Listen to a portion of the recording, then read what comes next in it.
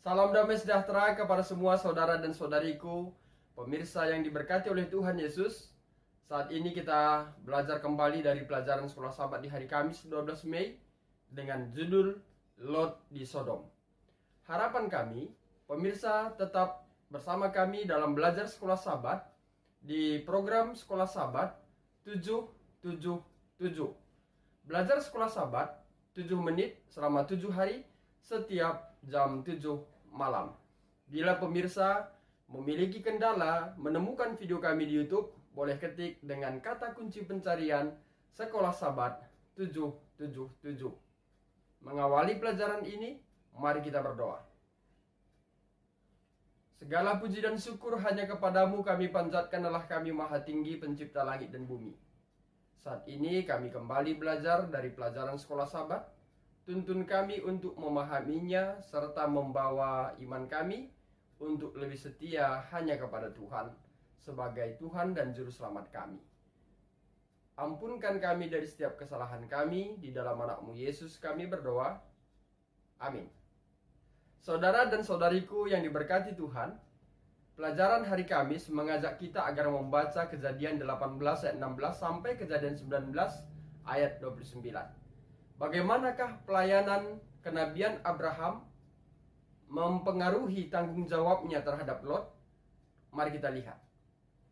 Abraham baru saja dikukuhkan dalam janji Tuhan akan seorang putra. Namun alih-alih menikmati kabar baik, ia mengajak Tuhan berdiskusi tentang nasib Lot di Sodom. Abraham bukan hanya seorang nabi yang kepadanya Tuhan menyatakan kehendaknya. Dia juga seorang nabi yang menjadi perantara bagi orang fasik. Frasa Ibrani berdiri di hadapan Tuhan di dalam Kejadian 18 ayat 22. Ini adalah undangan untuk berdoa. Faktanya, Abraham menantang Tuhan dan tawar-menawar dengannya untuk menyelamatkan Sodom, tempat tinggal keponakannya yang bernama Lot. Di sana ada tawar-menawar pindah dari 50 sampai ke 10 orang.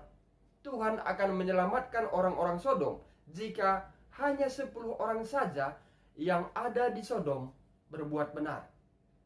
Tentu saja, ketika seseorang membaca cerita tentang apa yang terjadi ketika dua malaikat datang kepada Lot untuk memperingatkan dia tentang apa yang akan datang, yang dicatat dalam Kejadian 19 ayat 1 sampai 10, kita dapat melihat betapa sakit dan jahatnya orang-orang itu. Itu benar-benar tempat yang jahat. Seperti halnya banyak negeri di sekitar mereka. Salah satu alasan mengapa pada akhirnya mereka diusir dari tanah itu. Kejadian 15 ayat 16. Pemirsa yang diberkati Tuhan, sementara malaikat-malaikat semakin dekat untuk melaksanakan tugas untuk membinasakan kota Sodom dan Gomora, manusia sedang memimpi-mimpikan kemakmuran dan kepelisiran. Hari yang terakhir itu berjalan sama seperti hari-hari yang lainnya yang telah berlalu. Senja menutupi pemandangan yang indah dan aman itu. Padang luas yang keindahannya tidak ada bandingannya itu bermandikan sinar matahari yang tengah terbenam. Kesejukan udara di senja hari itu telah memanggil keluar akan penduduk kota itu, dan orang banyak yang sedang mencari kepelisiran berjalan hilir mudik, asik dalam jam-jam yang penuh kenikmatan. Kutipan itu dicatat dalam Alfa dan Omega, jilid 1 halaman 178. Pemirsa, pada akhirnya Tuhan hanya menyelamatkan Lot, istrinya dan kedua putrinya.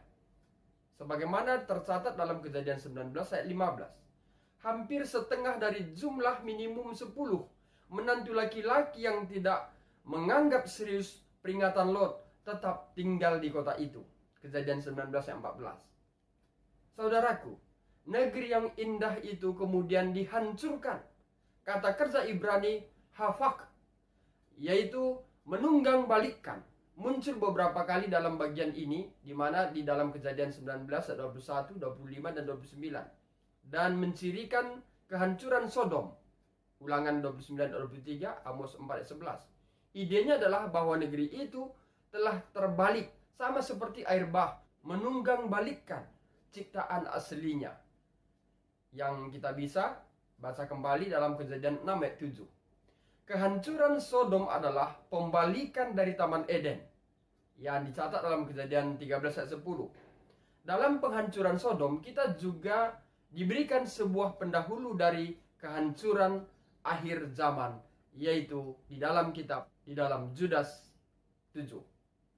Saudara dan saudariku di dalam nama Tuhan Yesus, kiranya melalui pelajaran kita di hari Kamis akan mengingatkan kita bagaimana kita harus tetap setia kepada Tuhan. Lalu yang kedua, melalui pelajaran ini kita juga bisa menjadi berkat untuk membawa terang kemuliaan Tuhan kepada orang sekitar kita. Sehingga bukan saja hanya kita yang diselamatkan saat kedatangan Yesus yang kali kedua, saat dunia ini akan dihancurkan, ditunggang balikkan, di mana api akan turun dari langit untuk menghanguskan semua dosa yang ada di bumi ini. Untuk itu, biarlah kiranya kita yang hidup di zaman sekarang ini akan tetap mengambil sikap, berdiri, berjalan dalam kebenaran Tuhan, dan menjadi berkat bagi orang sekeliling kita dalam menyampaikan terang Injil kebenaran Tuhan di mana kita berada. Mari kita tutup dengan doa. Terima kasih Bapa di sorga atas pelajaran yang indah kami pelajari untuk hari ini. Semoga pelajaran ini akan menuntun iman kami untuk lebih setia kepada Tuhan. Berkati kami semuanya, berkat yang terbaik Tuhan berikan bagi kami, rancangan damai sejahtera. Bila ada dalam keadaan sakit, Tuhan sembuhkan. Dan bila ada dalam keadaan berduka cita, Tuhan berikan penghiburan sejati dari sorga. Dan bila ada yang berulang tahun, sempurnakan sukacitanya, dan Tuhan memberikan berkat sebagaimana yang Tuhan kehendaki atasnya. Bila ada dalam pergumulan masalah, Tuhan berikan jalan keluar. Dan biarlah kiranya mereka tetap berjalan dalam kebenaran Tuhan. Banyak dosa kami Tuhan, ampunkanlah kami dari setiap kesalahan kami. Di dalam anak-Mu Yesus kami berdoa dan mengucap syukur. Amin. Saudara dan saudariku di dalam nama Tuhan Yesus, demikian pelajaran sekolah sahabat kita untuk hari Kamis. Saya Pendeta Resta Karo-Karo, Gembala Distrik Labuhan Batu, Rantau Prapat, pamit undur diri, dan akhir kata saya sampaikan, Tuhan Yesus memberkati.